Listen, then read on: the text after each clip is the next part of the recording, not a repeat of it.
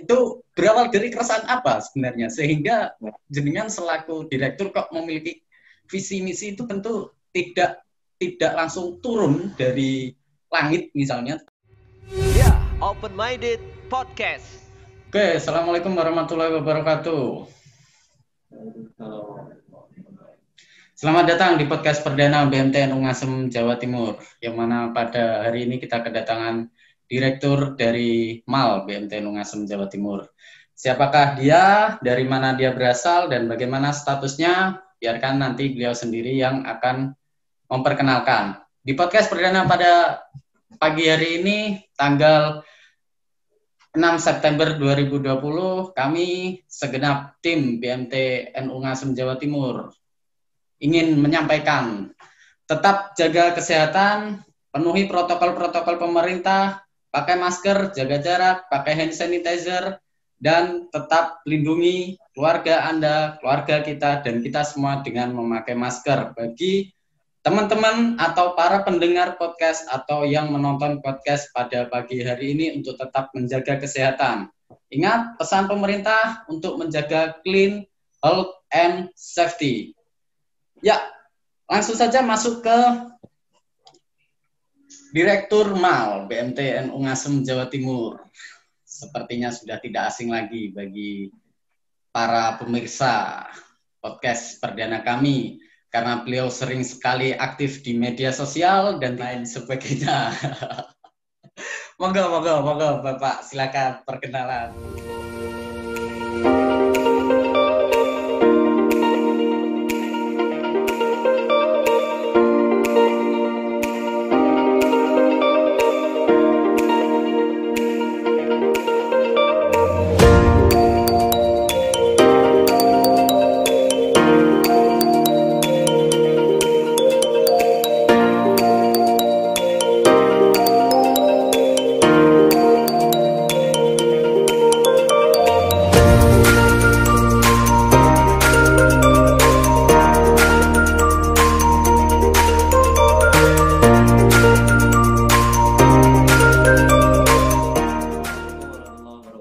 Waalaikumsalam warahmatullahi wabarakatuh. Puji syukur kehadirat Allah Subhanahu wa taala yang telah memberi kita kesehatan sampai sekarang, hingga selawat serta salam semoga tetap tercurah pada baginda kita Nabiullah Muhammad SAW. Mau memperkenalkan nama saya. Nama saya simple, ya, padat dan kurang jelas. Solikin, pakai SH, Solikin. Sudah berumur alhamdulillah 31 tahun dan sudah beristri. Jadi yang belum punya istri jangan mengharapkan saya. Oke, sudah sejak kapan Bapak Solikin menjabat sebagai Direktur MAL BMTN Ungasem, dan sebelumnya di mana? Apakah langsung sebagai direktur atau sebelumnya ke tempat yang lain selain sebagai direktur, jabatannya terutama? Saya di BMTN Ungasem Jawa Timur sendiri ini mulai 2017 awal, insya Allah.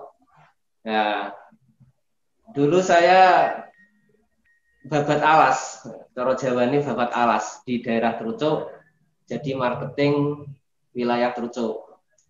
Kemudian jadi kepala cabang, terus baru menjabat sebagai tim Baitul Mal, ya, tim Baitul Mal BMTN Ungasem Jawa Timur ini semenjak Maret 2019, jadi baru saja.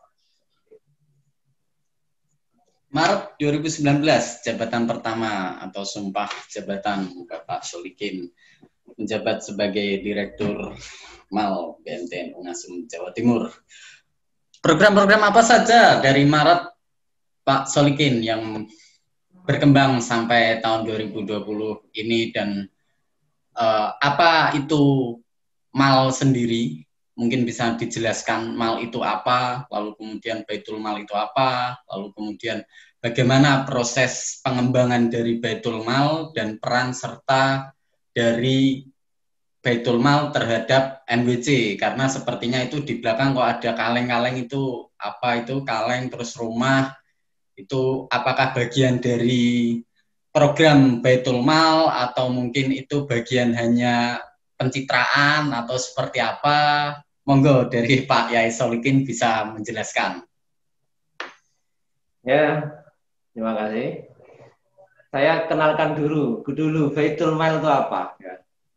Berhubung di sini namanya BMT NU Ngasem Jawa Timur, BMT BM Baitul Mal, T tamwilnya. Jadi Baitul Mal itu yang mengelola Jiswafnya.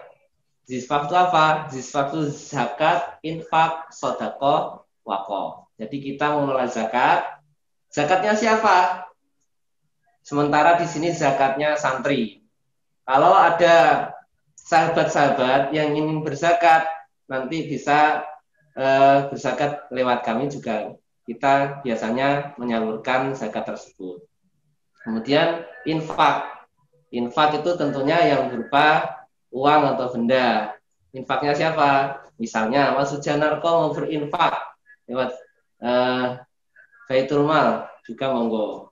Terus kemudian sodakoh. Nah, sodakoh itu lebih luas lagi, beda dengan infak. Kalau infak bisa uang ataupun benda. Kalau sodakoh itu lebih luas lagi. Misalnya senyum, bisa senyum lewat media sosial, itu termasuk sodakoh. Ya.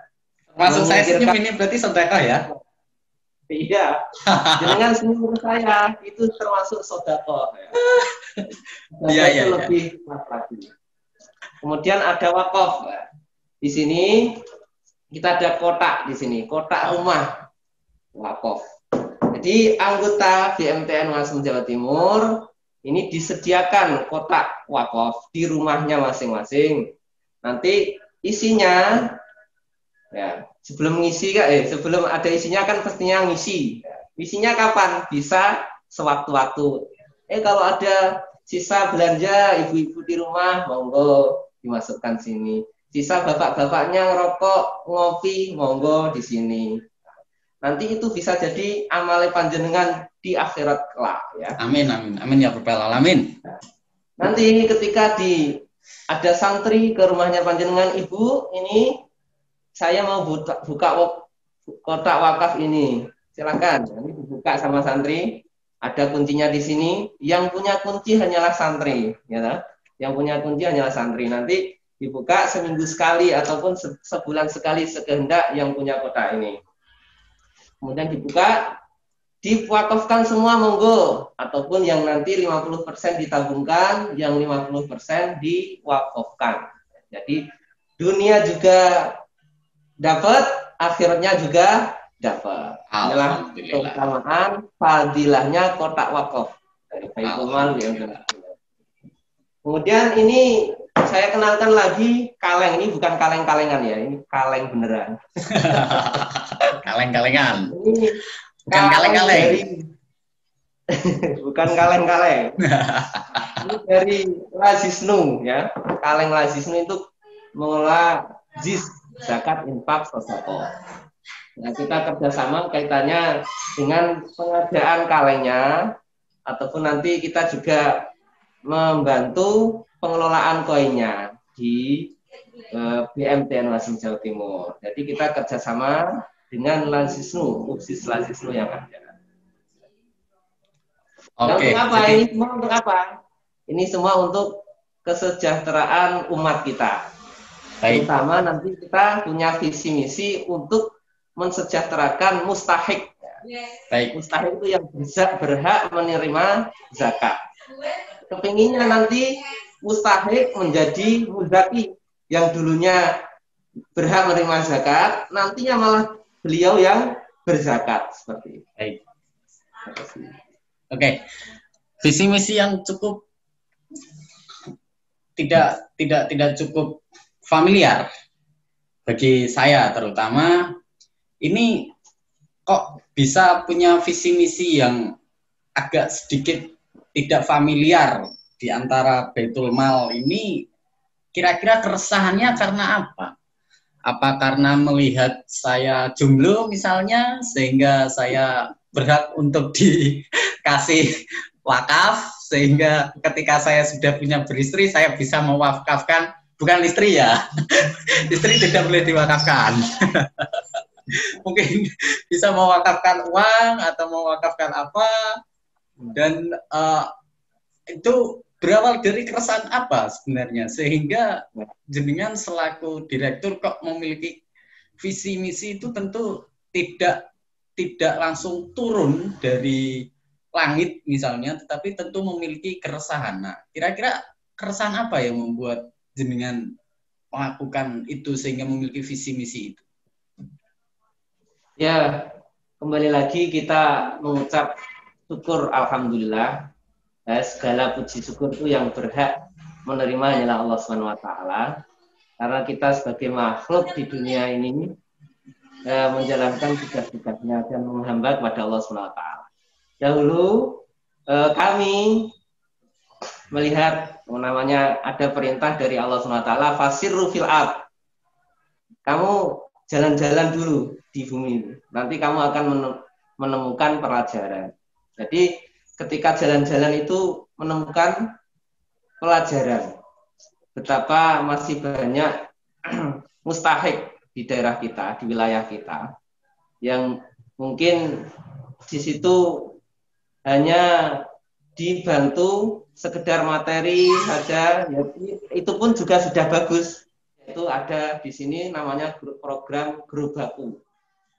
Gerobaku itu gerobaknya pemuda NU itu khususnya, tapi umumnya nanti bisa ke pejuang ataupun yang mempunyai madrasah diniyah ataupun TPQ. Nanti kita bantu modalnya dari mana? Modal kita keluarkan dari zakat yang ada. Jadi kita pilah zakat yang masuk di BMTN, Baitul Mal BMTN Ungasem, kita pilah. Misalnya dari santri, 1 bulannya sekian, kita pilah menjadi rekening fakir, rekening miskin, rekening sabilillah, rekening amil, rekening gorim, dan rekening apa yang satu ya, lupa saya. Yang jelas ada 6 saja, kecuali 2, yaitu apa namanya, hamba sahaya. Jadi di sini nggak ada rikob dan juga nggak ada ibnu sabil karena rata-rata orang dalam perjalanan itu sudah memegang ATM ini semua. Saya kok agak sedikit tersinggung kaitan dengan hamba sahaya. Kira-kira status saya jomblo ini masuk hamba sahaya atau tidak? Sehingga saya tidak punya kesempatan untuk menerima zakat ini. Saya agak sedikit khawatir karena jomblo ini masuk ke dalam hamba saya. Itu masuk nggak jomblo itu, Pak Yai? Ya, jomblo itu nanti tergantung jomblonya masuk ke ranah mana. Ada jomblo fisabilillah, ada jomblo rikob, dan ada jomblo santri, ada juga. Gitu. Ya. Misalnya kalau jomblo fisabilillah, dia berhak menerima zakat karena fisabilillah. Misalnya jomblo ini berjuang di TPQ, nah, jadi ustadz, monggo, ya toh. Ya. Kalau jomblonya nanti jomblo rikob, bucin, budak cinta. Dan menarik untuk kemudian melihat dan mendengar apa yang selalu Pak Yai Solikin sampaikan bahwa BMTN Ungasem Jawa Timur ini menyebut nama santri. Itu kenapa kok disebut santri? Padahal lembaga BMTN Ungasem Jawa Timur ini adalah koperasi. Yang mana koperasi tentu lebih sering menyebut para karyawannya itu dengan sebutan karyawan, tidak santri. Nah, ini sesuatu hal yang sangat menarik bagi saya ketika mendengar kata santri selalu diucapkan oleh Pak Yai saat memberitahu ke kami bahwa karyawan ini di BMT ini disebut sebagai santri. Itu kira-kira kenapa, Pak Yai? Ya. Mungkin kalau pendapat saya pribadi loh, ini juga berdasarkan yang saya dengar dari beberapa pengurus ataupun dari beberapa pengelola pusat. Jadi awal berdirinya BMT ini kan, BMT NU Ngasem ini didirikan oleh MBC, dan MBC NU Ngasem itu ya jenengan tahu sendiri, beliau adalah seorang kiai. Beliau adalah kiai yang dulunya mondok. Nah, terus kepinginnya yang bekerja ataupun yang berjuang di BMT NU Ngasem Jawa Timur ini nanti tetap jadi santri. Maksudnya gimana? Walaupun tidak mondok ataupun walaupun orang karyawannya tadi tidak anak pondokan, tapi tetap dibilang santri. Karena apa? Santri dalam kurung yang mau belajar, ikut kiai. Nanti di sini itu yang namanya santri diartikan yang masih mau belajar. Kuncinya di situ ya Pak, yang masih mau belajar tadi ya. Yang masih mau belajar, nggak harus anak pondok ataupun lulusan pondok. Jenengan lulusan SD, lulusan SMA, lulusan apalah, monggo. Kalau masih mau belajar dengan kiai, masih mau gembul dengan santri yang lain, nurut, manut, tawadhu sama kiai, monggo.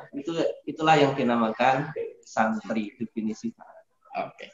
Baik, kembali ke tugas dan tanggung jawab panjenengan sebagai seorang direktur utama dari BMT Mal atau Baitul Mal BMT NU Ngasem Jawa Timur. Ini saya agak tertarik di kata kunci pemberdayaan mustahik tadi. Pemberdayaan mustahik yang mana itu diambilkan dari zakat. Sehingga zakat ini bisa produktif, bisa terus berputar, bisa terus memberdayakan kepada seluruh mustahik.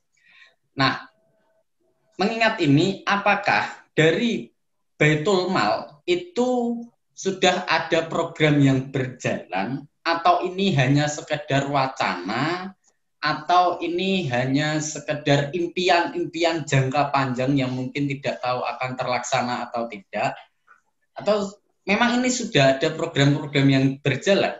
Karena tadi sudah menyebutkan program Grobaku misalnya. Apakah ada yang lain selain itu? Ya, memang program Baitul Mal BMT NU Ngasem Jawa Timur ini sudah berjalan dari awal berdirinya BMT NU Ngasem. Seperti program ini berjalan mengikuti bulan, mengikuti momen. Seperti sekarang ini kan ada momen Muharram, itu biasanya diisi dengan santunan anak yatim. Jadi kita punya program untuk bulan ini, peduli anak yatim, mensantuni anak yatim. Insya Allah untuk bulan kemarin, untuk tahun kemarin sudah mencapai 5.000 anak yatim yang kita santuni. Dan insya Allah untuk tahun ini walaupun pandemi tetap kita laksanakan. Yang insya Allah nanti sekitar 6.000 yatim untuk tahun ini. Jadi pandemi ini mungkin bukan penghalang ya, karena bisa diterapkan aturan protokol COVID-19. Jadi setiap ada acara santunan anak yatim, jadi kita memakai protokol COVID-19, bermasker, cuci tangan, dan tentunya nanti menjaga jarak. Kemudian setelah Muharram nanti ada momen-momen yang lain, itu kita mengikuti momen. Ya. Kemudian ada juga program di luar momen, seperti Grobaku kan program di luar momen. Kemudian ada kambing bergulir, program kambing bergulir itu pun juga sudah berjalan. Seperti Grobaku itu pun juga sudah berjalan. Kita membantu Grobaku ya, kita kembali ke program Grobaku. Jadi kita membantu modal pada mustahik untuk berwirausaha, bisa jualan dan lain sebagainya. Nanti kita beri modal dengan akad qardul hasan. Jadi mustahik menerima modal dengan tanpa ujroh ataupun margin ataupun yang dinamakan bunga. Jadi setiap bulannya mustahik bisa mengembalikan pokoknya dan kemudian bisa berkesempatan berinfak. Jadi mustahik di sini sudah bisa berinfak setiap bulannya. Kemudian ada program kambing bergulir. Kambing bergulir itu program pemberdayaan pejuang Islam yang ada di desa-desa. Yang ada di desa-desa biasanya masih namanya desa, masih wilayahnya pedesaan, ICR, ambekan sawah dan sebagainya. Kita kasih kambing. Nanti dirawat sendiri monggo, dirawatkan orang lain monggo bisa bagi hasil. Kambing bergulir ini kambing indukan kita kasih, kemudian nanti kalau sudah beranak pinak, 3 kali beranak atau 4 kali beranak, tergantung pejuangnya, mantapnya berapa kali beranak. Nanti kalau sudah marem intinya, pejuang Islamnya marem, indukannya kita pindah ke pejuang lain. Jadi indukannya kita pindah ke pejuang yang lain. Itu program kambing bergulir. Ada juga ini program terbaru dari Baitul Mal untuk pejuang. Apa itu? Pengen tahu? Kepo? Ya jelas pengen tahu. Karena ini program terbaru. Nah, program terbaru. Ya, jangan lupa subscribe dulu. Oh ya. Paling promo kan mau ya. Saking asiknya ngobrol. Sekarang kan musimnya subscribe. Oh iya.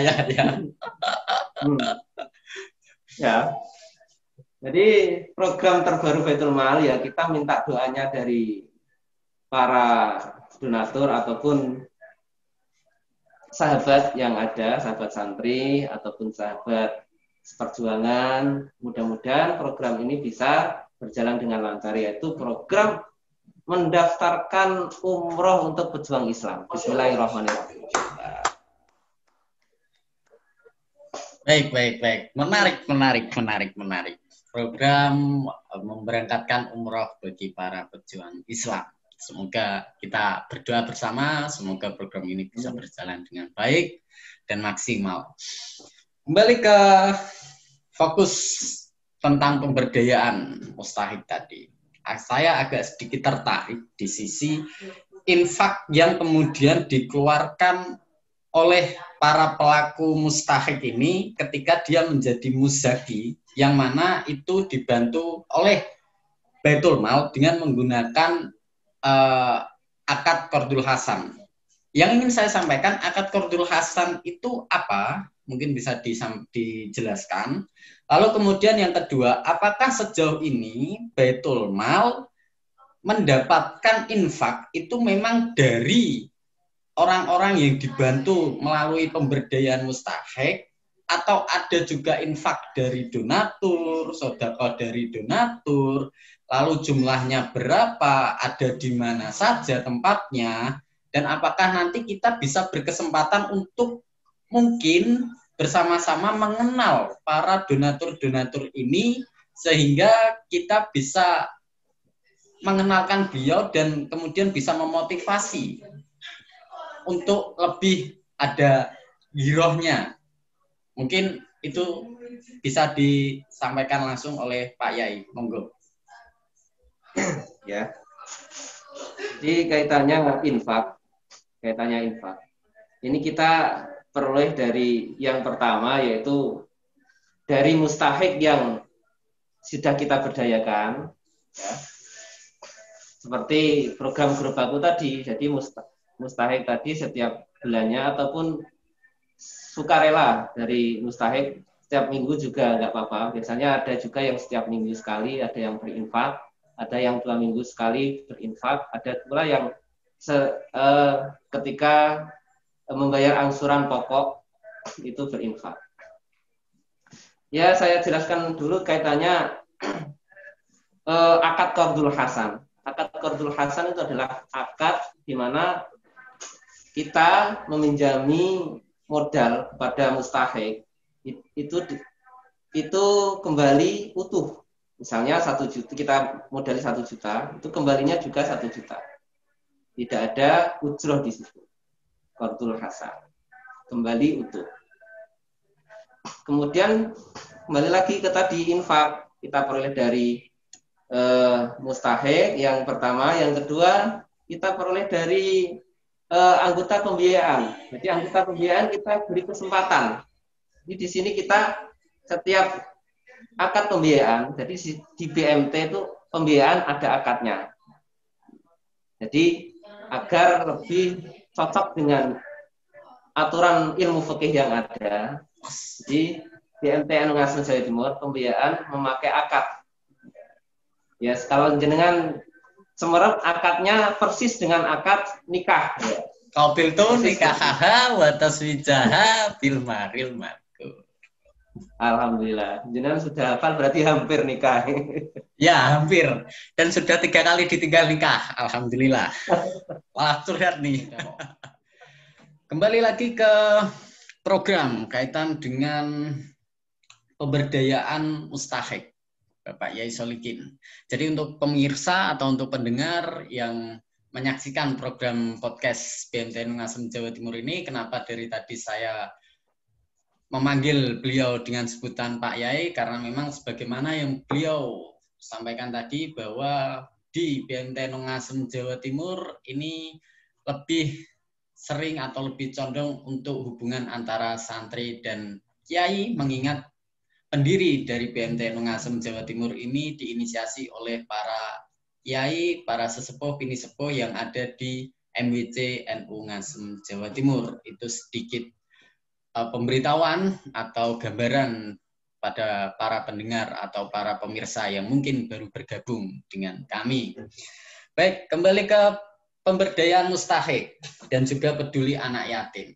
Apakah kepedulian terhadap anak-anak yatim yang sejauh ini sering di-share oleh Bapak Yai Solikin di media sosial itu lebih banyak ke bantuan konsumtif? Apakah ke depannya Baitul Mal ini memiliki keinginan atau program jangka panjang sehingga anak-anak yatim ini tidak hanya sekedar diberi bantuan, ngapunten, mungkin bantuan uang, bantuan makanan, dan lain sebagainya, apakah itu nanti bisa juga dari pemberdayaan mustahik melebar ke pemberdayaan anak yatim mungkin, atau anak yatim piatu? Apakah itu ada gambaran-gambaran atau misi-misi tertentu yang mungkin bisa disampaikan di sini?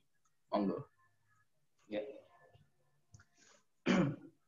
Mungkin pertama yang kita jelaskan kaitannya zakat terlebih dahulu. Ya, memang kita langkah awalnya mentasarufkan zakat itu kita rupakan barang ataupun sembako kepada mustahik. Nah, di sini ada santunan yatim. Ya, yatim itu termasuk mustahik atau enggak itu kan belum tahu. Karena yatim yang tergolong mustahik itu yatim yang keadaannya kurang mampu. Kalau jenengan kan yatim produktif. Jadi ya memang sementara ini kita bantu yatim, kita santuni yatim ketika Muharram itu kita ngasih barang ataupun kita santuni secara konsumtif saja. Baik. Mungkin ada momen lain karena namanya program santunan yatim di bulan Muharram itu identik dengan santunan barang pada yatim. Mungkin ada harapan ke depannya itu kepingin ada agenda ataupun program yang mungkin bisa bermanfaat untuk yatim piatu yang ada. Mungkin kita bisa kerjasama dengan pondok pesantren ataupun lembaga atau yayasan gitu ya. Ya. Oke. Dia nanti berarti bisa mendidik yatim. Berarti Baitul Mal ini sangat membuka kesempatan kepada lembaga-lembaga atau mungkin yayasan tertentu untuk bisa bergabung gitu ya, Pak ya. Sehingga bisa menjalankan program-program yang lebih banyak lagi dan lebih kembali lagi lebih mensejahterakan masyarakat. Baik, ini yang cukup menarik. Dan apakah dari Baitul Mal BMT NU Ngasem Jawa Timur itu kira-kira sejak jenengan menjabat sebagai direktur utama pada bulan Maret 2019, dari total donatur itu ada berapa? Lalu kemudian nominal yang terkumpul itu berapa kira-kira? Setidaknya sampai per hari ini khusus donatur-donatur yang mungkin tadi yang terjauh dari Bandung, yang terdekat dari Pacul. Nah, itu kira-kira secara keseluruhan itu terkumpul berapa? Ya. Memang donatur yang ada itu mereka berdonasi. Beliau berdonasi itu ketika melihat program kita secara langsung. Jadi para donatur ini berdonasi secara langsung ketika melihat agenda ataupun melihat program kita di sosial media. Wow. Subhanallah. Baik. Selanjutnya kaitan dengan program Kambing Bergulir. Kambing Bergulir ini memang apakah difokuskan untuk para pejuang Islam atau apakah memang kalau mungkin ada pemberdayaan dari pihak lain atau apakah nanti bekerja sama dengan peternak mana mungkin bisa dikembangkan. Jadi tidak hanya ke Kambing Bergulir untuk para pejuang Islam, tetapi juga ke yang lain. Dan apakah dengan kaitan kambing ini dari Baitul Mal BMT NU Ngasem Jawa Timur ini bekerja sama dengan peternak lain atau mungkin memberdayakan sendiri atau seperti apa sehingga kok ketok iki golek wedhus ki gampang. Apalagi dengan adanya program kemarin ada program kurban berkah. Nah, itu seperti apa? Monggo. Ya, mungkin awalnya program itu seperti Kambing Bergulir ataupun kurban berkah, awalnya ya kita meridik sendiri. Maksudnya meridik itu apa? Kita jalan sendiri. Belum kerjasama dengan peternak. Tapi setelah kita share ke media sosial, ada peternak-peternak yang mungkin respect ataupun respon kepada kita. Oh, kelihatannya Baitul Mal BMT NU Ngasem ini berjalan programnya seperti itu. Jadi ada peternak yang respon kepada kita, seperti sekarang ini kita sudah bekerja sama dengan peternak muda dari Kecamatan Ngambon. Beliau adalah Bapak Beno. Namanya asli Pak Soekarno, tapi beliau akrab dipanggil Pak Beno Molang. Jadi beliau mempunyai nama ataupun logo itu BMW, Beno Molang Wedhus. Beno Molang Wedhus. Jadi BMW bekerja sama dengan BMT. Alhamdulillah. Berarti nanti apakah kerjasamanya dalam ini? Kerjasamanya di sini ya baru sekitar tahun ini juga, tapi kerjasamanya baru ranah ke pendistribusian hewan. Belum perkembangannya belum. Insya Allah ke depannya akan kita kembangkan lebih lanjut untuk mengembangkan visi misi mensejahterakan mustahil. Baik. Berarti tadi bekerja sama dengan BMW Beno Molang Wedhus. Itu dari Ngambon. Dari Ngambon, apakah ke depannya mungkin kita bisa sharing-sharing dengan beliau sehingga kita bisa bareng-bareng mencari ilmu tentang peternakan yang mungkin itu bisa kita bagikan kepada para pemirsa atau pendengar podcast BMT NU Ngasem Jawa Timur. Ya, menutup acara perdana podcast BMT NU Ngasem Jawa Timur yang kita adakan secara online melalui aplikasi Zoom. Ini apakah dari Pak Yai ada kesan dan pesan tersendiri baik kepada harapannya kepada Baitul Mal atau mungkin kepada kami para santri BMT NU Ngasem Jawa Timur dan juga kepada para donatur, kepada para anggota, baik anggota yang pembiayaan atau yang menabung di BMT NU Ngasem Jawa Timur.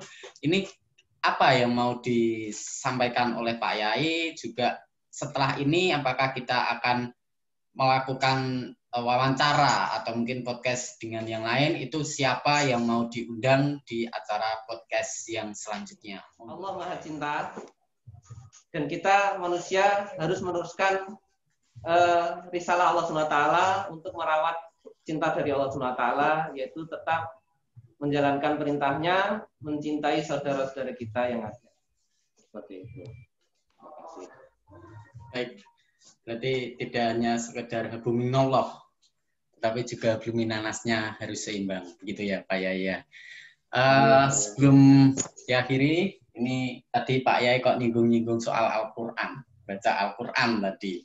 Jadi untuk para pendengar atau pemirsa podcast BMT NU Ngasem Jawa Timur, tadi sudah disampaikan oleh Pak Yai Solikin, bahwa untuk mendekatkan diri kepada Allah itu tidak hanya sekedar sholat di masjid dan juga membaca Al-Quran. Apalagi BMT NU Baitul Mal, BMT NU Ngasem Jawa Timur ini menyediakan Al-Quran Karim dan terjemahan artinya. Ini dari Gus Baha, begitu ya Pak Yai ya?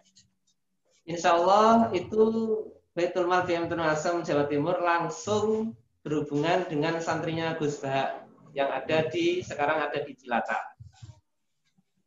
Dan Quran tersebut dicetak langsung di Yogyakarta. Itu ditasfihkan oleh beliau Gus Baha. Ini kira-kira harganya berapa Pak Yai? Harganya, ya Allah, harganya murah sekali. Berapa? Ijek larang celonone sampean, ijek larang kiai sampean itu, ya toh. Itu hanya 150.000. 150.000.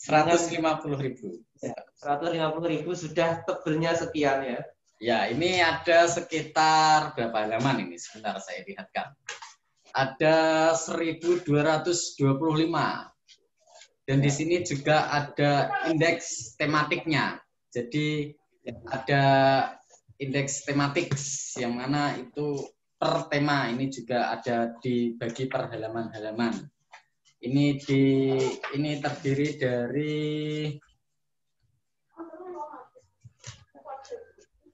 koreksi Musaf dan tim ahli Kiai Haji Ahmad Bahauddin Nur Salim Al-Hafidz. Berarti ini sudah ditashehkan gitu ya Pak Yai ya, oleh beliau Kiai Haji 100% original. Ahmad Monggo Bahauddin sahabat yang membutuhkan ataupun menginginkan Al-Quran tasih langsung Gus Baha 100% original bisa menghubungi santri BMT NU Ngasem Jawa Timur ataupun bisa berkunjung di kantor-kantor cabang BMT NU Ngasem Jawa Timur, insya Allah ready. Siap. Ya, terima kasih Bapak Yai. Ya, para pemirsa podcast BMT NU Ngasem Jawa Timur dan juga para pendengar yang ada di sana, kita akhiri perjumpaan pada pagi hari ini bersama beliau yang terhormat Bapak Kiai Haji Amin, Kiai Haji Amin, amin, amin ya Allah, Kiai Haji Solihin yang sudah memiliki istri satu dan tidak tahu ini ada kesempatan untuk tambah atau hanya satu saja. Karena tadi kok bilang anak satu mau tambah kan ya, siapa tahu istri juga mau nambah. Karena katanya itu karena begini, katanya itu laki-laki itu justru bisa sukses kalau yang mendoakan itu banyak Pak Yai. Jadi bisa semakin sukses gitu Pak Yai. Jadi mungkin kalau Pak Yai pengen lebih sukses dari sekarang mungkin bisa tambah makmum. Ya, baru kali ini saya dipanggil kiai dan sekaligus diceramai di sini. bukan diceramai tapi hanya sekedar saran. Oke, terima kasih untuk para pemirsa dan pendengar podcast BMT NU Ngasem Jawa Timur. Untuk dari saya, Sujanarko, merupakan branch manager dari. Kenalannya kok belakangan. Gimana? Mas Pak Yai kan belum kenalan tadi. Oh, sengaja. Jadi memang saya pengen pemirsa dan pendengar podcast ini penasaran siapa saya. Jadi saya tidak kenalan di awal. Gitu. Jadi saya kenalannya memang sengaja di akhir. Oke, terima kasih. Sekali lagi terima kasih. Terima kasih kami sampaikan kepada Bapak Yai Solikin selaku Direktur Utama dari Baitul Mal BMT NU Ngasem Jawa Timur dan juga para pendengar dan pemirsa podcast BMT Ngasem Jawa Timur. Saya akhiri. Wassalamualaikum warahmatullahi wabarakatuh. Terima kasih.